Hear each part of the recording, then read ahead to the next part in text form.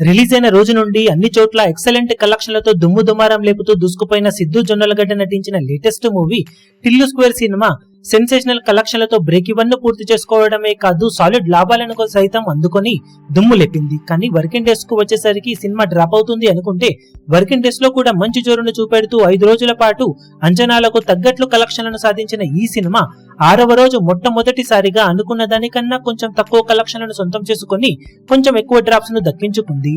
2.1 కోటి నుండి 2.2 కోట్ల రేంజ్ లో షేర్ అందుకునే ఛాన్సెస్ ఉన్నాయని భావించగా మొత్తం మీద 6వ రోజు సినిమా తెలుగు రాష్ట్రాల్లో 1.9 కోట్ల రేంజ్ లో షేర్ అందుకుంది.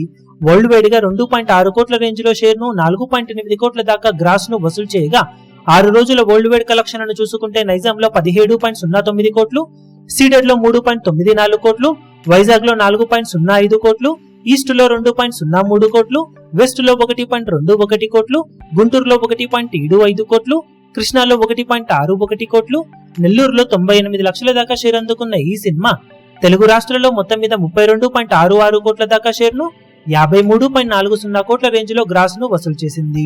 కర్ణాటక, రెస్ట్ ఆఫ్ ఇండియాలలో 2.85 కోట్లు, ఓవర్సీస్ లో 11.10 కోట్ల రేంజ్ లో షేర్ అందుకున్న ఈ సినిమా టోటల్ గా వరల్డ్ వైడ్ గా 6 రోజులు పూర్తయిన తర్వాత 46.61 కోట్ల దాకా షేర్ ను 81.05 కోట్ల రేంజ్ లో గ్రాస్ ను వసూలు చేసింది.